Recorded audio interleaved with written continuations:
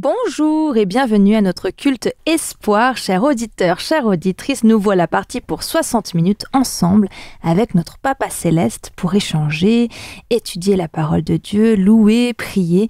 Je me réjouis. Avec moi aujourd'hui les chroniqueurs Marilyn et Stéphane. Bonjour les amis. Bonjour. Bonjour. Bienvenue. Et puis notre invité du jour, Lucas Marilyn. Bonjour. Bonjour. Alors Lucas, c'est le deuxième culte que nous vivons ensemble. La semaine dernière, tu nous as parlé du chemin de l'épanouissement entre désir, sens du devoir, force morale, tout un programme, dis-donc. Et j'invite d'ailleurs les auditeurs et les auditrices qui n'ont pas eu l'occasion de t'écouter d'aller voir ce culte. Alors aujourd'hui, de quoi vas-tu nous parler ? Aujourd'hui, on va parler de comment lire la Bible avec les bonnes lunettes. Je trouve toujours passionnant de prendre du temps pour parler de la Bible, de l'importance de lire la Bible dans son ensemble, Ancien, Nouveau Testament, de voir comment Dieu, Père, Fils et Esprit, se révèle à travers celle-ci, à travers les époques. Alors merci pour ce thème, je me réjouis. Et alors Seigneur, viens guider ce temps de culte, nos paroles, nos réflexions, afin que ton nom soit élevé, que tu puisses te révéler à nous, que ce soit un temps qui te soit agréable, et que nos yeux puissent nous tourner pleinement vers toi. Allez, on commence tout de suite avec notre première chronique, Dieu dans ma semaine.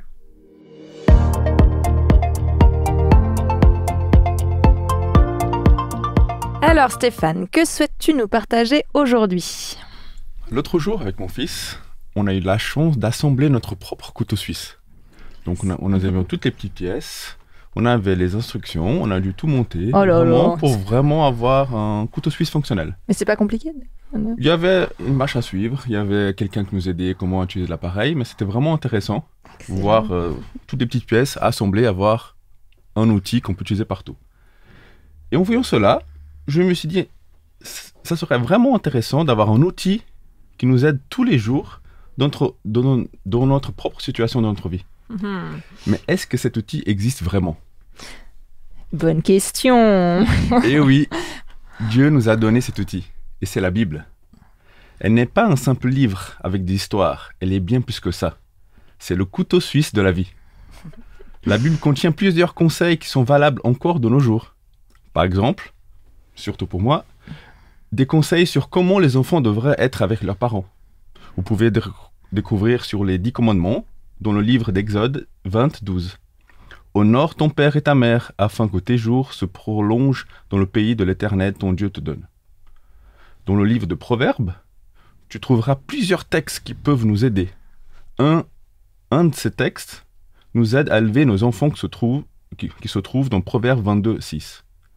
Instruis l'enfant selon la voie qu'il doit suivre, et quand il sera vieux, il ne s'en détournera pas. Il y a aussi des conseils pour les couples.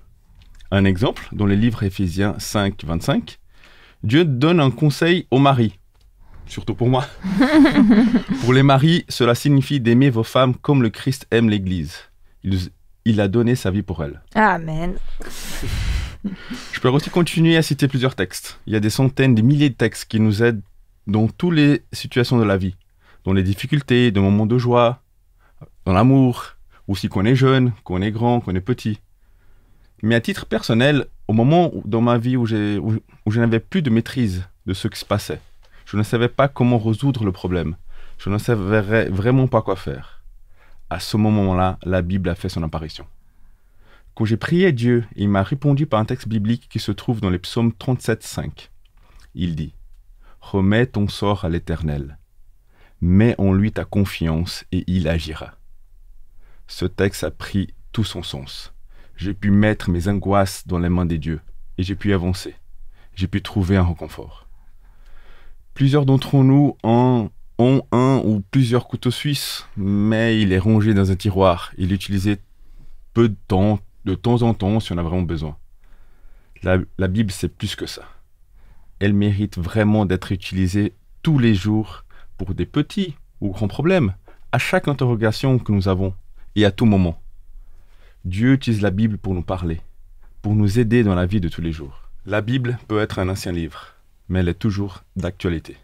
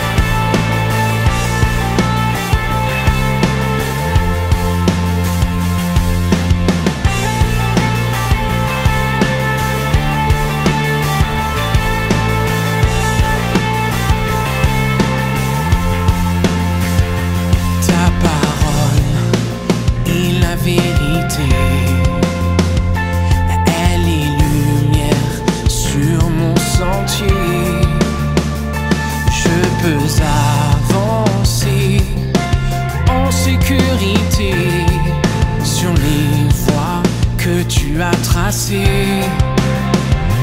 Amen, Amen. Ce que ta bouche a dit, ta main l'accomplit. Amen, Amen. Loué soit l'Éternel.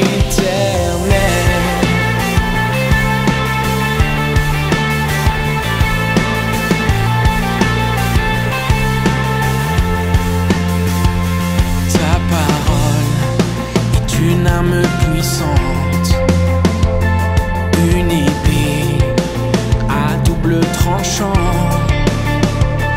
En toi j'ai confiance, Dieu tout-puissant, éternel, Dieu triomphant.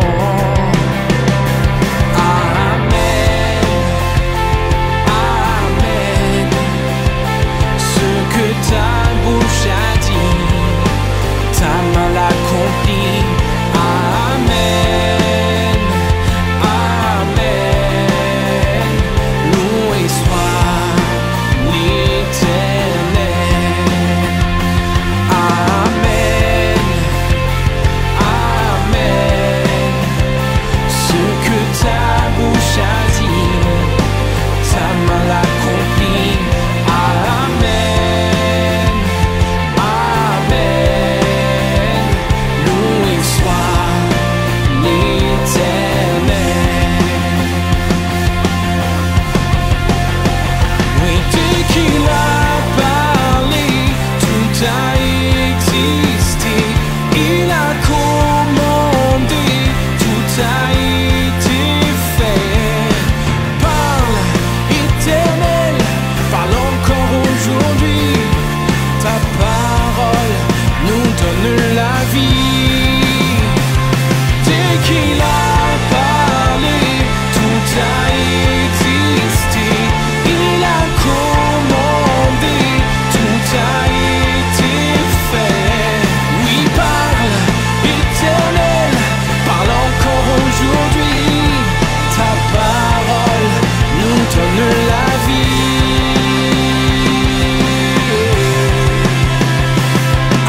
Amen, Amen. Ce que ta bouche a dit, ta main l'accomplit. Amen, Amen. Qu'il en soit fait ainsi.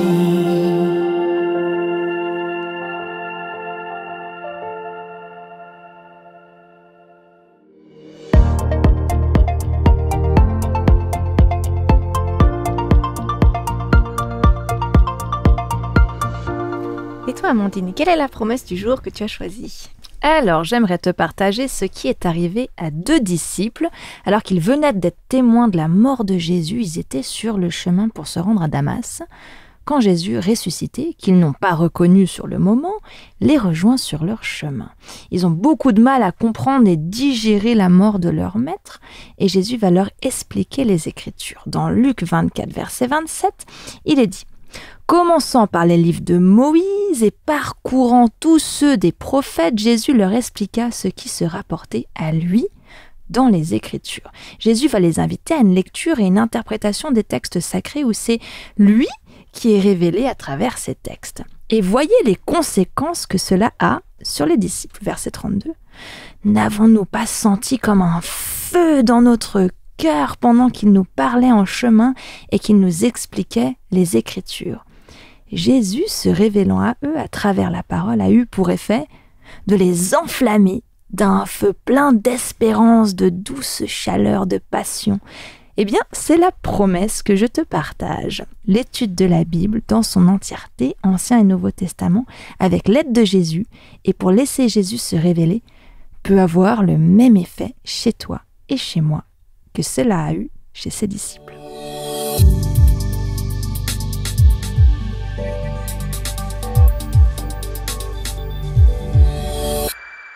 Eh bien, pour ce temps de louange, je vais continuer dans la suite de ce que tu nous as proposé, Amandine, comme réflexion.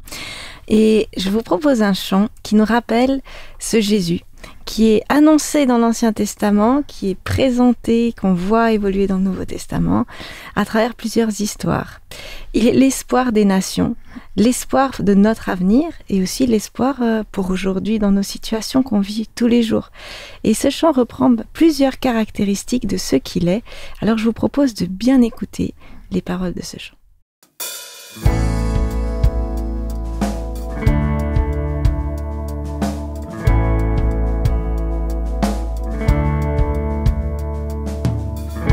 Jésus, espoir des nations, Jésus, soutien de ceux qui pleurent. Tu es la source de tout espoir sur terre. Jésus, lumière dans la nuit, Jésus, vérité en tout temps. Tu es la source de la lumière sur terre. Tu es venu vivre et mourir, briser les liens, ressusciter. Tu es l'espoir qui vit en nous.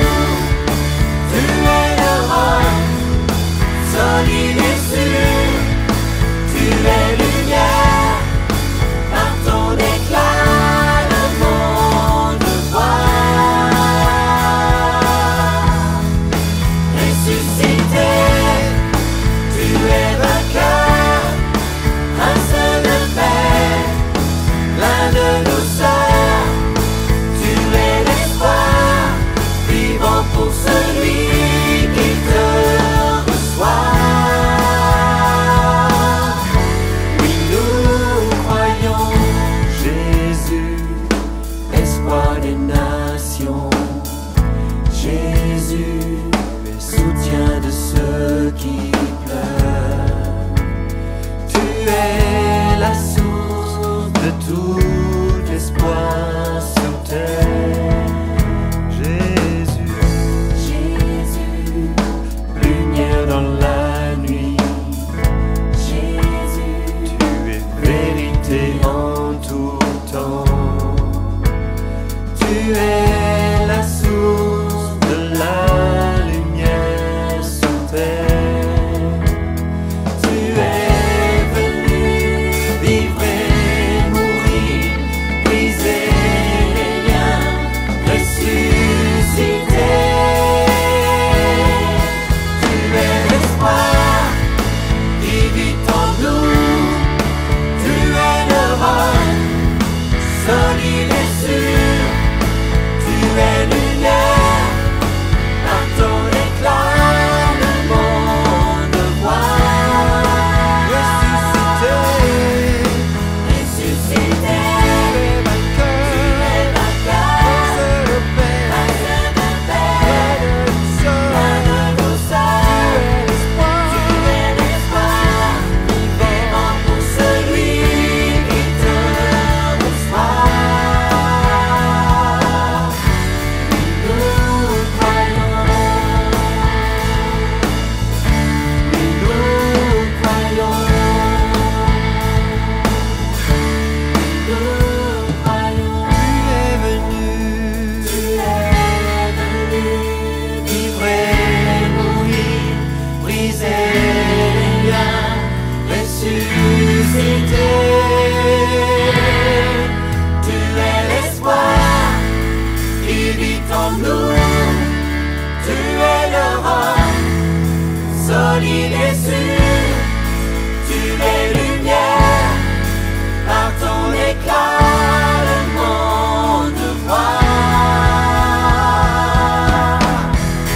Ressuscité, tu es vainqueur, prince de paix, plein de douceur. Tu es l'espoir, vivant pour celui qui te reçoit.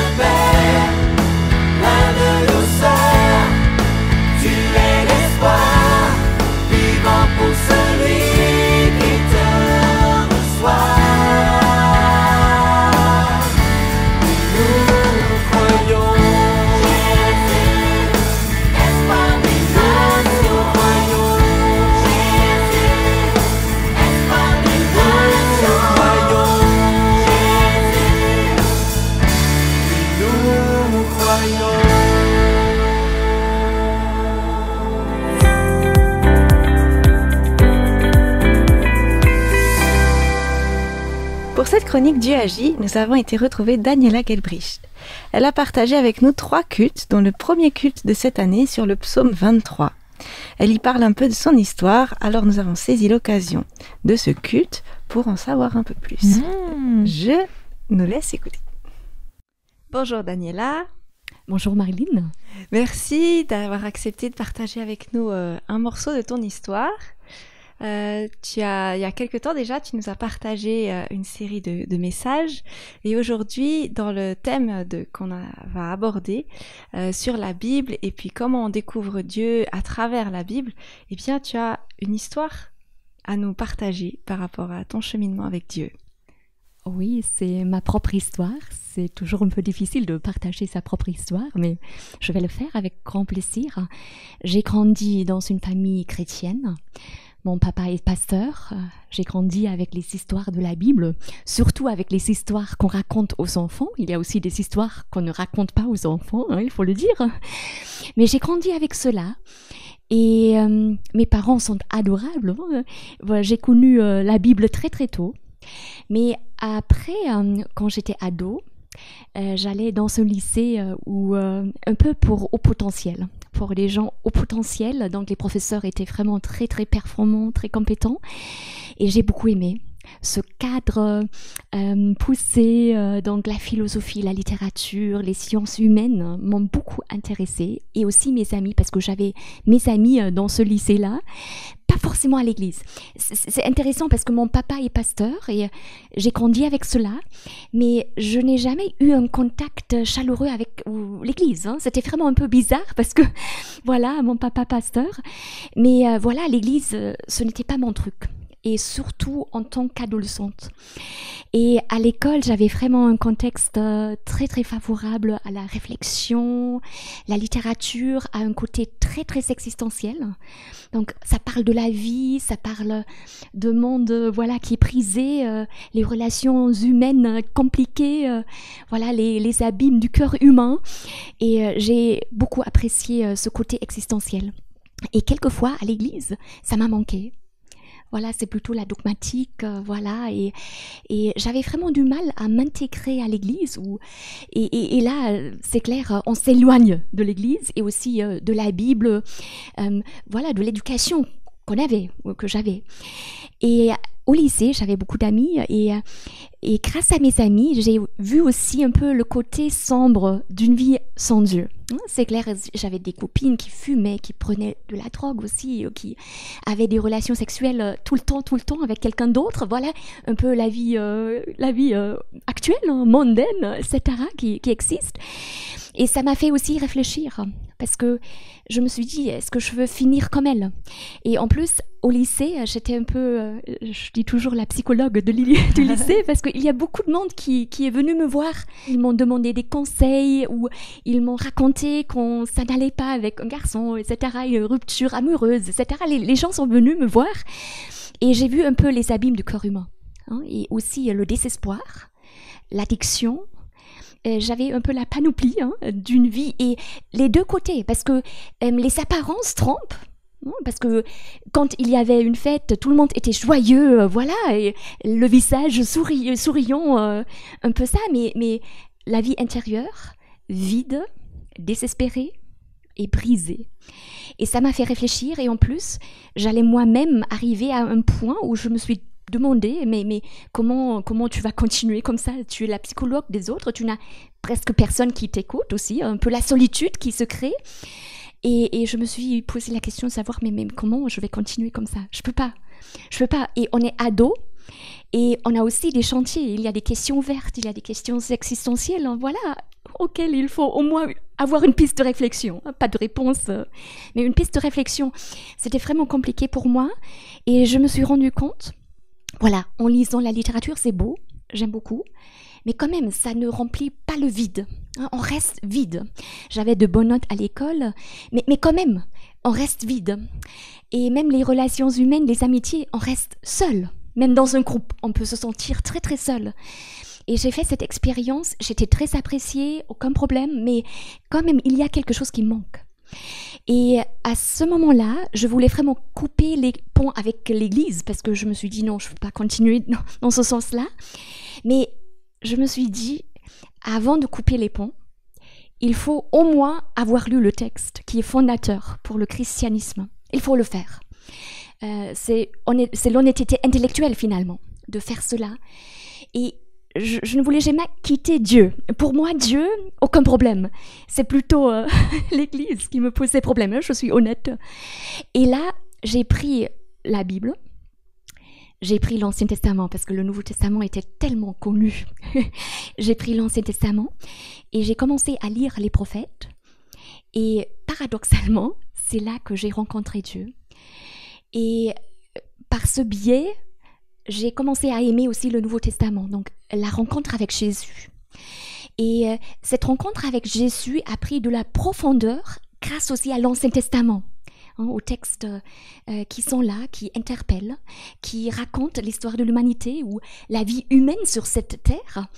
Et j'ai trouvé dans ce texte biblique ce côté existentiel qui m'a manqué dans le discours de l'Église. C'est paradoxal, hein, je sais. Mais j'ai creusé, j'ai beaucoup lu ces textes-là et ça a vraiment bouleversé ma vie. Et le contexte dans lequel je me trouvais n'a pas forcément changé. J'avais les amis, l'école, etc. Mais à l'intérieur, la vie intérieure a beaucoup changé. Et j'ai fait l'expérience, grâce à Dieu, grâce à cette rencontre avec Dieu, à travers les textes bibliques, j'avais une présence dans ma vie. Une ancre qui m'a tenue, un ancrage qui m'a tenue. Et à ce moment-là, c'est très très étonnant, j'avais beaucoup d'amis qui sont venus me voir, les amis du lycée, mais qui ont commencé à me poser des questions par rapport à Dieu.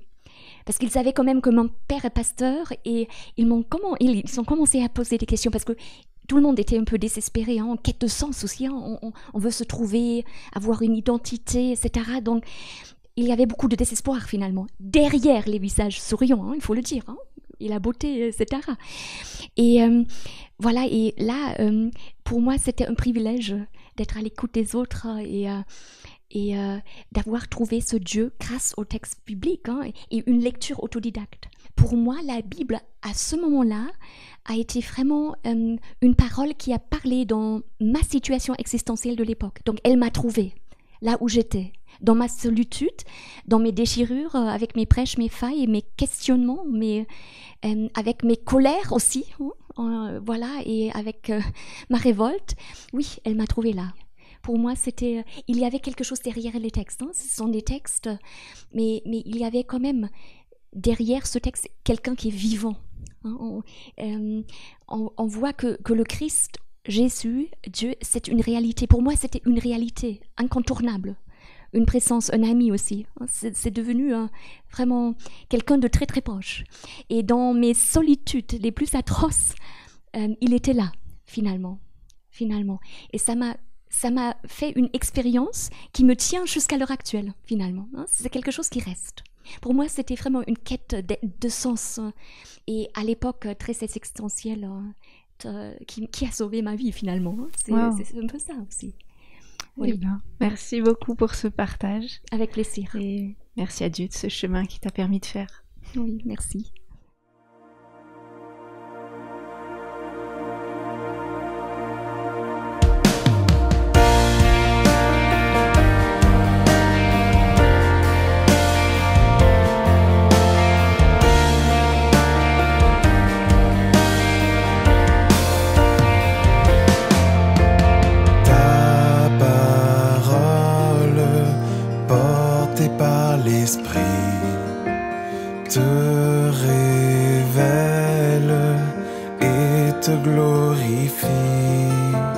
Que nous puissions entendre et comprendre. Ouvre nos yeux pour te contempler. Quel sublime trésor, plus précieux que l'or, tes paroles de vie éternelle.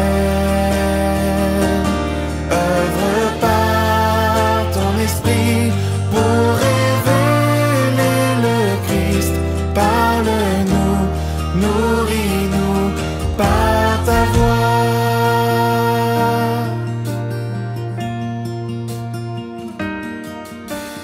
Ta parole convainc de péché et nous change pour te ressembler.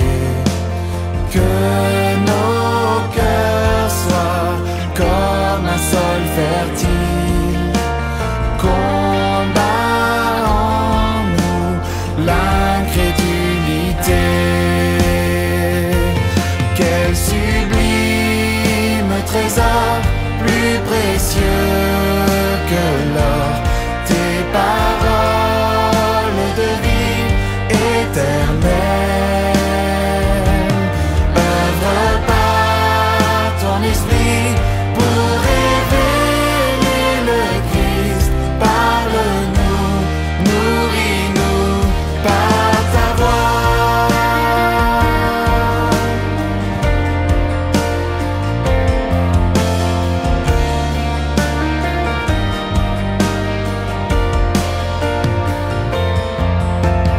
Ta parole sur fondation, l'espérance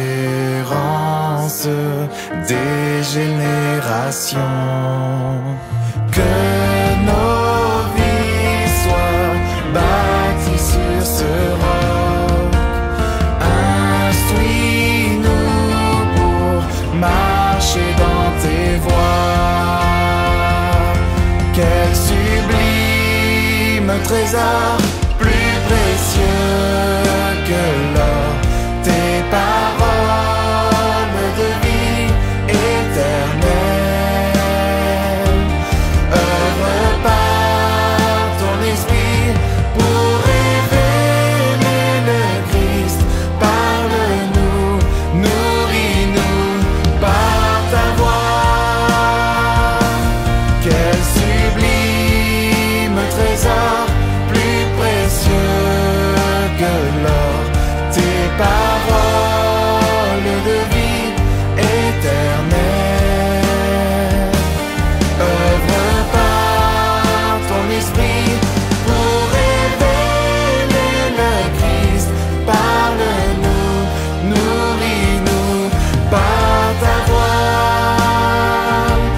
Parle-nous, nourris-nous par ta voix.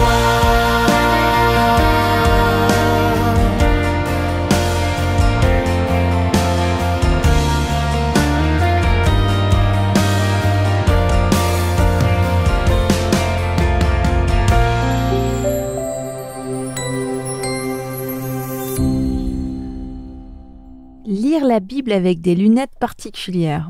Explique-nous ça, Lucas.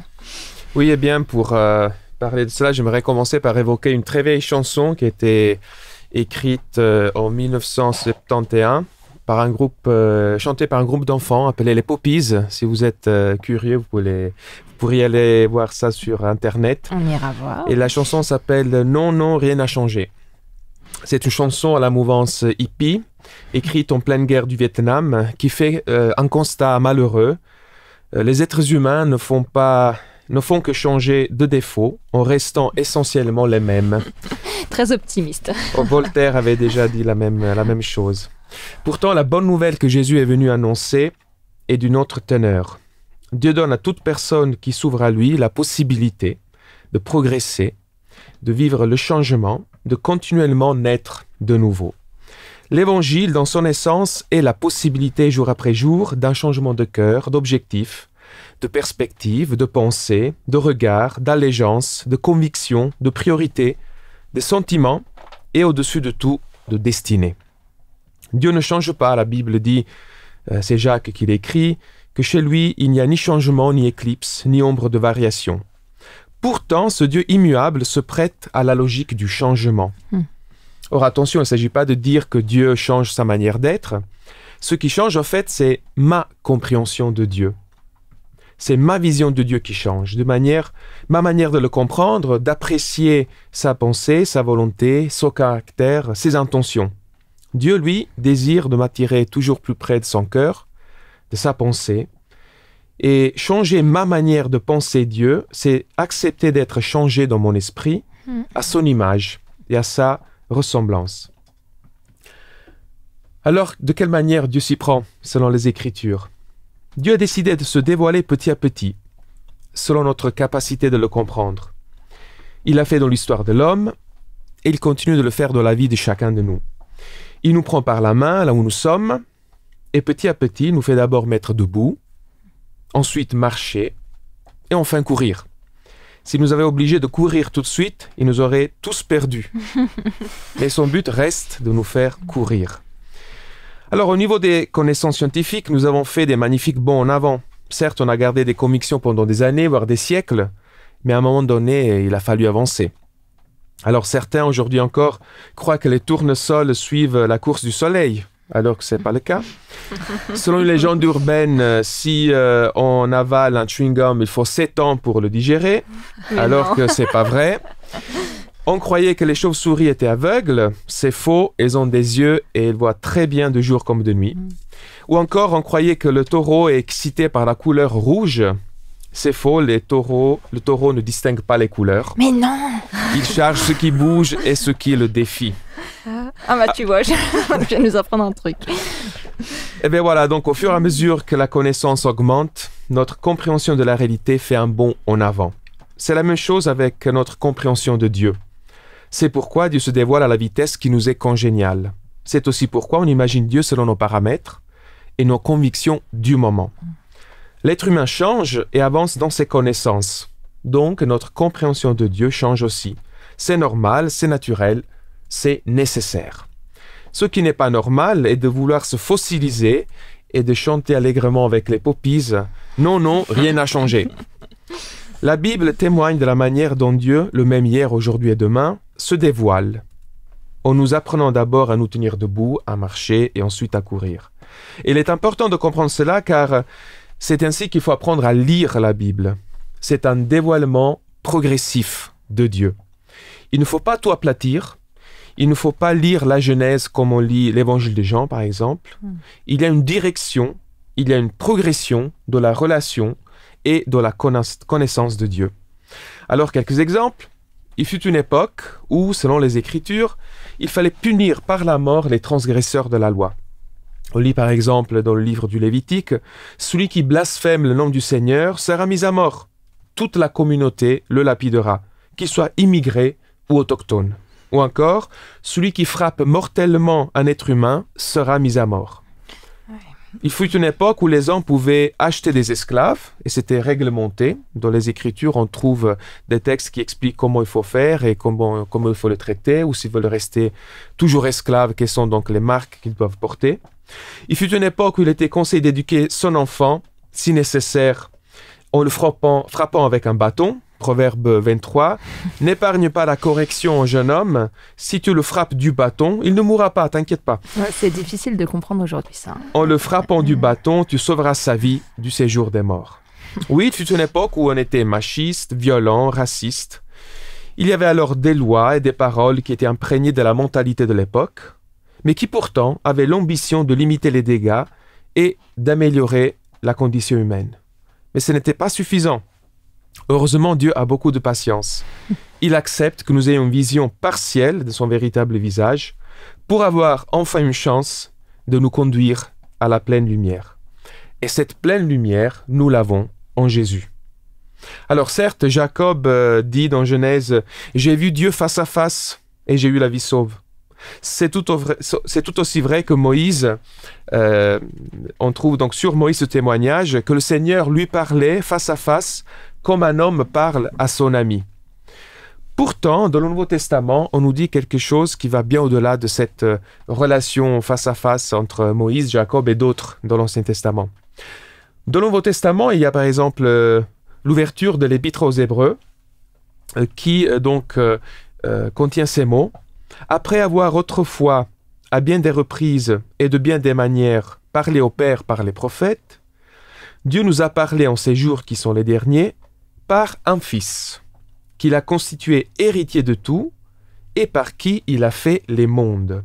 Ce Fils-là est le rayonnement de sa gloire et l'expression de sa réalité même. Dans le même sillage s'inscrit le début de l'évangile de Jean, ce qu'on appelle le prologue, c'est une partie du premier chapitre, où le texte nous dit « La loi a été donnée par Moïse, certes, mais la grâce et la vérité sont venues par Jésus-Christ. Or, personne n'a jamais vu Dieu. Celui qui l'a annoncé, c'est le Dieu Fils unique qui est sur le sein du Père. » Donc c'est vrai que Moïse et Jacob ont pu voir Dieu, mais personne ne l'a vu comme son Fils. Alors c'est en Jésus, et non pas en Abraham, en Jacob ou en Moïse, que nous avons la plus haute révélation de Dieu. Jésus est la manifestation ultime de la mentalité de Dieu. C'est par lui que Dieu accomplit son œuvre en lui.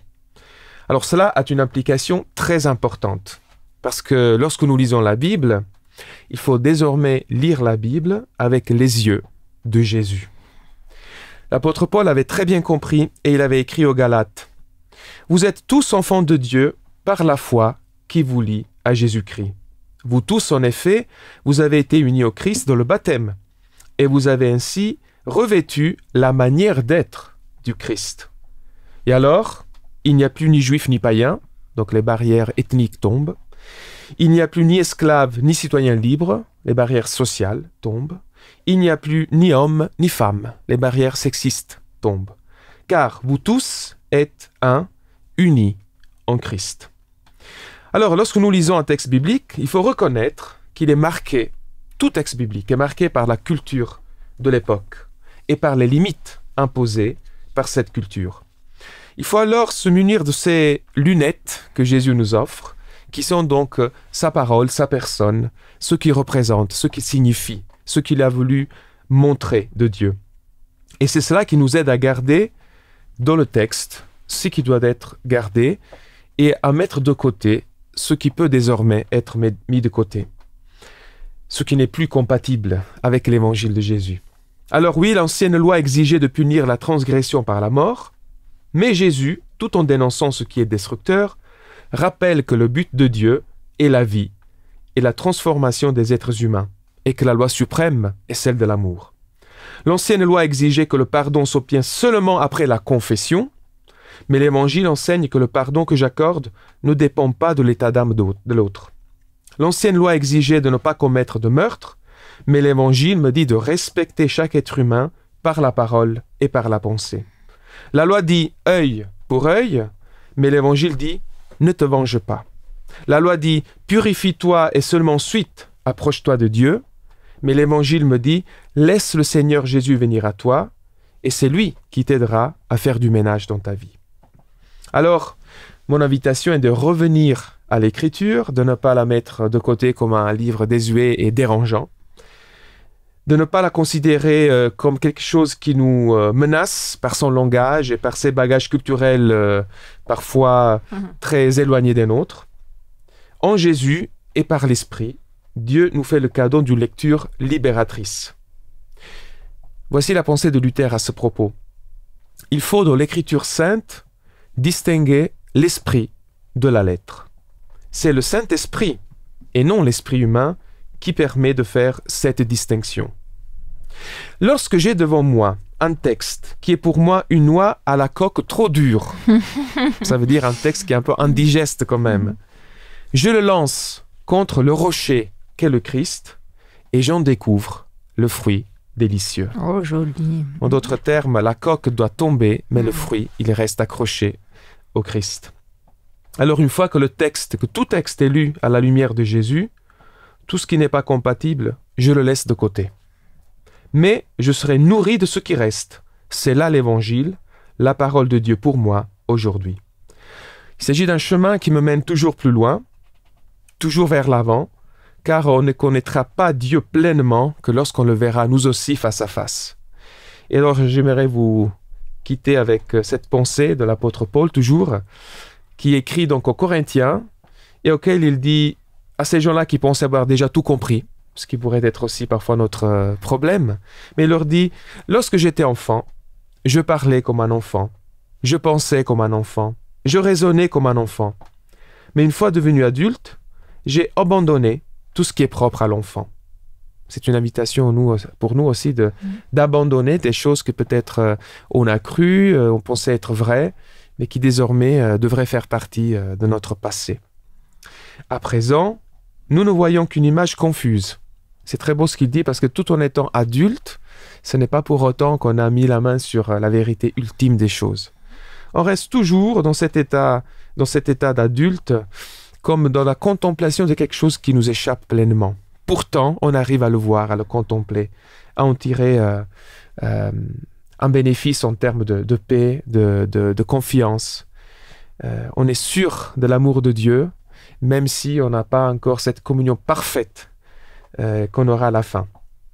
Alors il dit, nous le voyons comme dans une image confuse, pareille à celle d'un vieux miroir.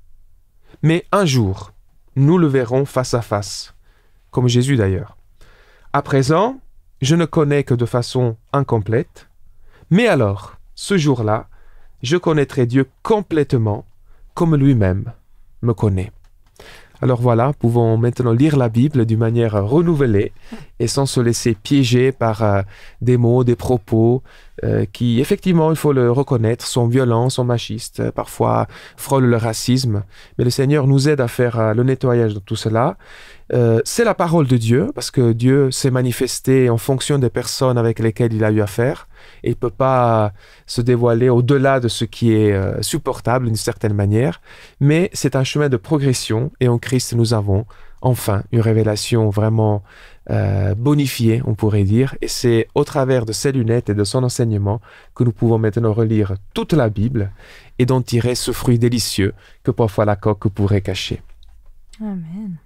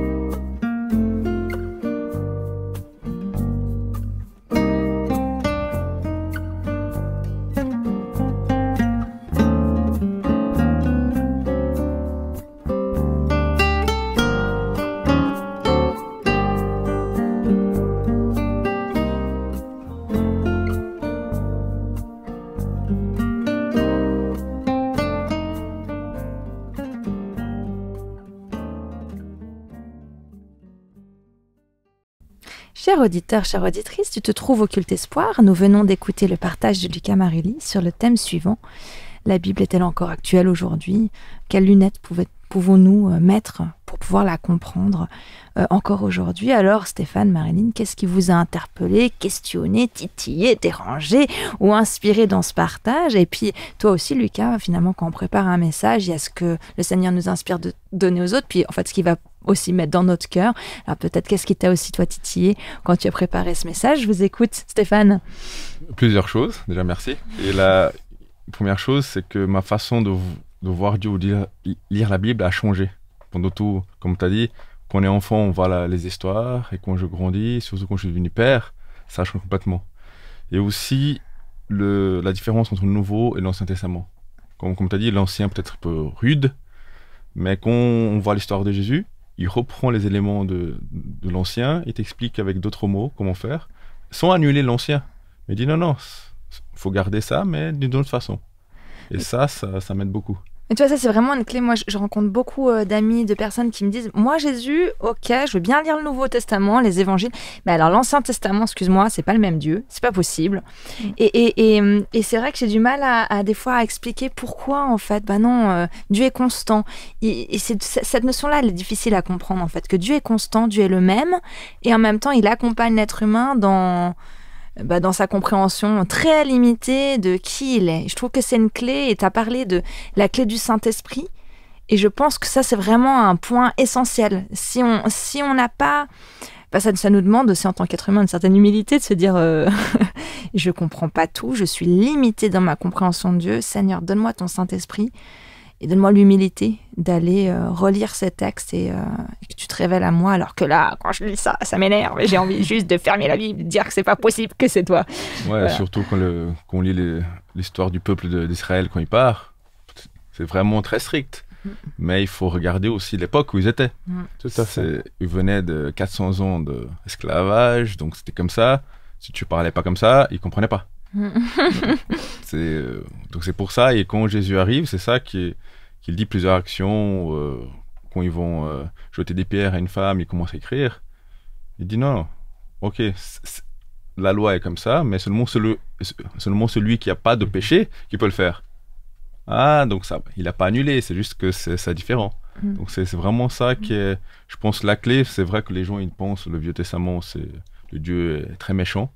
Mais en fait, si on lit et on fait un parallèle avec le Nouveau Testament, pourquoi tout est arrivé en Ancien Testament pour arriver le Nouveau, Jésus, le point central c'est Jésus, là, ça change complètement la vue de l'Ancien Testament, pour moi. J'ai l'impression que du coup, tu sais que c'est une clé de lecture. C'est-à-dire, tu commences, si tu connais pas, tu commences comme instinctivement, tu commences par le début pour aller à la fin. Et après, j'ai l'impression qu'en fait, on nous invite à revenir en arrière. Je lis l'Évangile et je reviens à l'Ancien Testament.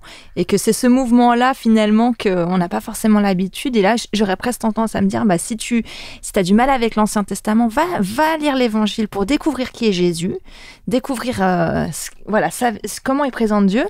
Et après, du coup, fais-lui confiance. Retourne dans l'Ancien Testament en disant mais il est où ce Jésus, et ça va t'ouvrir des portes et une compréhension que peut-être que avant t'aurais dit jamais.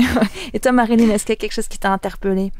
Oui, c'était au début de ton message, tu parlais de cette envie de Dieu de partager avec nous et de vivre, d'échanger, et je trouve que c'est quelque chose à garder en tête aussi dans le moment qu'on veut prendre le temps de lire la Bible, peut-être de se rappeler que Dieu il a envie de nous montrer des choses de lui, et que voilà, c'est pas juste des mots, mais comme on a tous échangé là, il y a un esprit, il y a quelque chose derrière, et qu'il faut qu'on puisse aller creuser cette invitation. Ça montre d'ailleurs à quel point Dieu, je me disais, mais il est patient, c'est un truc de...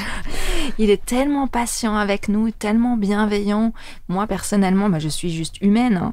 Si on m'interprétait si mal, si on m'attribuait des choses tellement mauvaises tout le temps, mais moi, ça m'insupporterait, quoi. Et là, lui, Dieu, il est bon. Il dit, il n'a rien compris de qui je suis, mais je vais l'accompagner. Comment je peux... Voilà, je trouve que c'est très beau comment Dieu est avec nous. Et toi, peut-être tu veux partager quelque chose? Oui, non, je pense que vous avez saisi l'essentiel de ce que j'ai voulu partager, donc ça me réjouit vraiment, parce qu'effectivement, il faut commencer par la fin, comme tu l'as dit. Il faut commencer par ce qui est plus haut, ce qui est le plus proche de la pensée de Dieu, pour pouvoir après relire et comprendre pourquoi avant on n'avait pas saisi. Et ce n'est pas simplement une question de la manière dont Dieu se révèle, mais la manière dont Dieu se révèle passe par le filtre de l'homme. Donc Dieu n'écrit pas, Dieu n'a pas fait tomber du ciel un écrit ou des enregistrements ou des photographies. Il s'est manifesté aux hommes, et les hommes et les femmes, nous on écoute et on interprète en fonction de ce qui nous habite déjà. Donc c'est clair que si Dieu se révèle à moi, je suis un homme blanc, européen du 21e siècle, ce sera différent de quelqu'un qui habite en Afrique, en Amérique du Sud, en Asie. On a des paramètres différents. Et donc c'est important de le comprendre. Et c'est aussi important de comprendre que quand on essaie de découvrir Jésus dans l'écriture, Ancien comme au Nouveau Testament, ce Jésus n'est pas simplement le personnage figé dans les évangiles, c'est un être vivant, c'est le Dieu vivant qui interagit avec chacun de nous.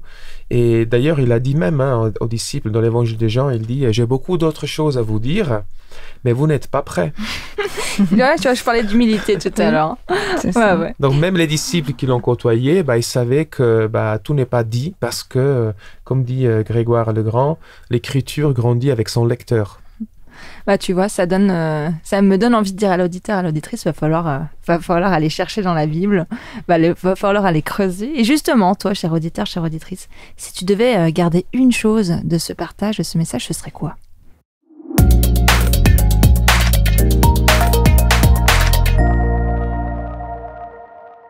Alors, ce mois, j'ai lu un livre que j'ai trouvé personnellement très intéressant qui s'intitule Through Jesus' Eyes, à travers les yeux de Jésus. C'est un livre qui est coécrit par, alors désolé pour la prononciation, John Paulian et Hans Larondel, tous deux étant ou ayant été, puisque M. Larondel est décédé, enseignants adventistes de théologie à l'université de Andrews. Ces auteurs expliquent notamment qu'il y a plusieurs approches de lecture de la Bible, comme tu l'as déjà évoqué, Lucas. Il y a une approche littérale au premier degré, une approche allégorique qui est métaphorique, symbolique, et puis l'approche qu'ils défendent, une approche typologique qui est une interprétation de la Bible centrée, comme on en a parlé, sur la personne de Jésus. Jésus, comme clé pour comprendre l'Ancien Testament. Alors d'ailleurs, Jésus va dire dans Jean 5, verset 30, « Vous étudiez avec soin les Écritures parce que vous pensez trouver en elles la vie éternelle. Ce sont justement elles qui témoignent de moi. » Les auteurs affirment que Jésus voyait l'Ancien Testament comme un témoin de lui-même. Selon Jésus, les histoires, les prophéties, les poèmes de l'Ancien Testament ont trouvé leur accomplissement dans son ministère en tant que Messie.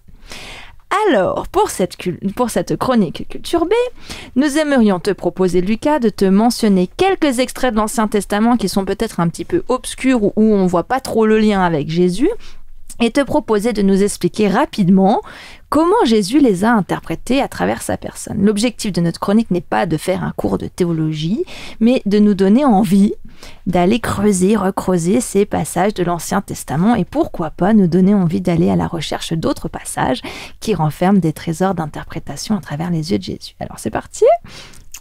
C'est bon pour toi, Lucas ? Très bien. Alors Stéphane, je te laisse partager la première référence. Dans l'Exode 16, deuxième livre de la Bible, le peuple d'Israël a été libéré d'Égypte, où il était esclave. Il se trouve dans le désert et se plaint auprès de leur chef Moïse de Dieu parce qu'il a faim. Ils se plaignent beaucoup. Au verset 4, il est dit « L'Éternel dit à Moïse, je vais vous faire pleuvoir du pain pour vous depuis le ciel. Le peuple sortira et on ramassera chaque jour la quantité nécessaire. » Ce pain du ciel fut appelé la manne. Comment Jésus a repris cet événement et l'a interprété. Alors, de manière très explicite, il en parle dans l'évangile de Jean, où il dit qu'il est le pain descendu du ciel. Et pour comprendre ce qu'il voulait dire, il faut comprendre que cette lecture typologique dont tu as parlé tout à l'heure est une lecture qui se base sur deux prémices. C'est-à-dire que quand Jésus reprend des symboles de manière explicite ou interprète la personne de Jésus à la lumière de ces symboles, il y a toujours un double mouvement. Il y a reprise et dépassement.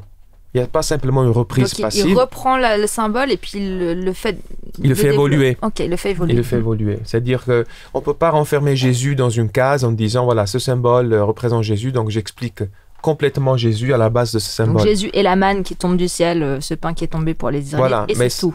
C'est tout. Non, il faut aller plus loin, voilà. Justement. Ouais.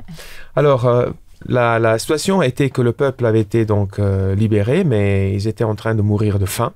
Donc, il y avait un réel danger. Et ce pain descendu du ciel montrait donc cette sollicitude de la part de Dieu de s'occuper de ces gens, de son peuple. Et en plus, il leur dit, vous ne pouvez pas garder trop, vous devez prendre chaque jour sa quantité, parce que sinon, elle va pourrir. Et donc, il y a un double enseignement, je pense, qui est prolongé, repris et prolongé à la personne de Jésus, peut-être même plus que deux ou trois. Le premier, c'est que pour Jean, le problème fondamental de l'être humain, ce qu'il appelle péché dans son évangile, ce n'est pas la transgression d'une règle, c'est le danger de la mort. C'est cette aliénation entre créature et création et créateur qui fait qu'on est malheureusement dans un cul-de-sac. on va malheureusement on est destiné à mourir, et c'est à ce problème fondamental que Dieu veut donner donc une réponse, et cette réponse est en la personne de Jésus. Donc ce pain qui descend du ciel, c'est vraiment pour la vie. Ce n'est pas une option, ce n'est pas un luxe, si vous voulez, c'est vraiment une nécessité liée à la vie. Deuxièmement, ce texte nous dit que ce pain, on ne peut pas le garder dans nos poches et en faire ce qu'on veut, parce que Jésus, on ne peut pas le maîtriser. Il est plus grand que nous, donc il est toujours devant nous, il nous dévance, et on ne peut pas donc le renfermer par une pensée, par même un texte, par une biographie. On peut en témoigner, on peut en bénéficier, mais il faut le laisser libre, parce que c'est justement plus grand de ce qu'on pourrait imaginer.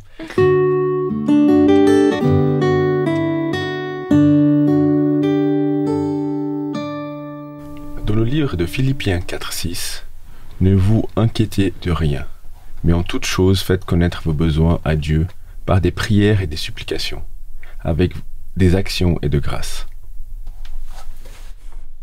Nous te remercions, Seigneur, parce que ton amour envers nous est incroyable. Tu es patient, tu es proche, tu parles un langage qui nous est familier, et pourtant tu nous invites à aller au-delà, à pouvoir grandir, mûrir, à pouvoir nous projeter vers l'avant, à la suite de ton Fils. Merci parce que c'est lui qui nous permet d'orienter nos cœurs vers toi et vers notre prochain. C'est lui qui nous apprend à lire et à relire la Bible pour que l'on puisse découvrir dans cet écrit le fruit délicieux de l'Évangile. Un fruit qui nous nourrit, qui nous libère, qui nous soulage, qui nous guérit. Nous te remercions, Seigneur, parce que ce Christ n'est pas simplement une histoire, mais c'est le Dieu vivant qui nous visite, qui frappe à la porte de notre cœur, qui veut habiter dans nos foyers. Nous voulons l'accueillir, nous voulons te remercier pour la vie qu'il apporte. Et merci encore une fois, Seigneur, pour ce cadeau merveilleux qu'est l'Écriture, que nous puissions non pas simplement aller vers elle pour la lire d'une manière sporadique, mais en faire un lieu de rencontre privilégié avec ton Fils. C'est en son nom que nous te prions. Amen. Amen.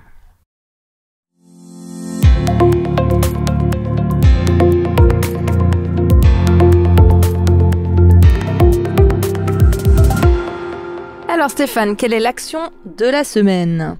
Cette semaine, je te propose, cher auditeur, auditrice, de choisir une histoire que tu aimes dans la Bible.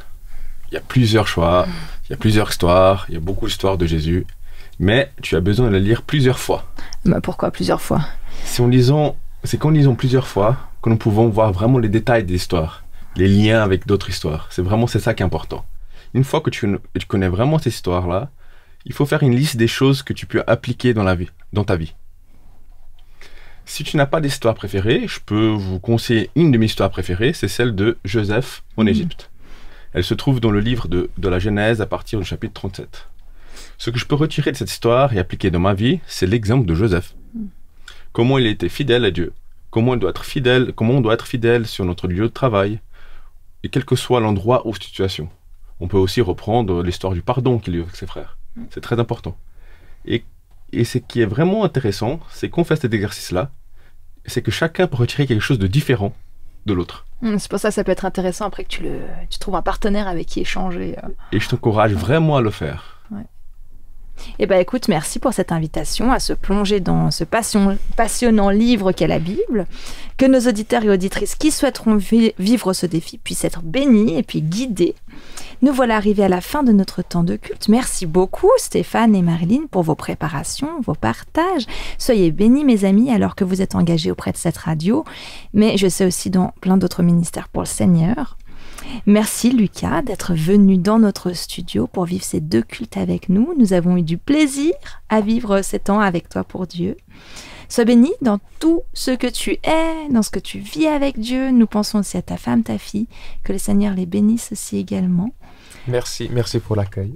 La semaine prochaine, nous serons ravis de vivre ce que nous appelons un culte chroniqueur, un temps spécialement conçu avec amour et soin par notre équipe, avec notamment le retour d'une chroniqueuse et coproductrice de cette émission, Marina. Wouh. En attendant, chers auditeurs et auditrices, si le culte du jour t'a fait du bien, n'hésite pas à le partager autour de toi. Sois béni, gardé, protégé pendant cette nouvelle semaine et à la semaine prochaine. Bye!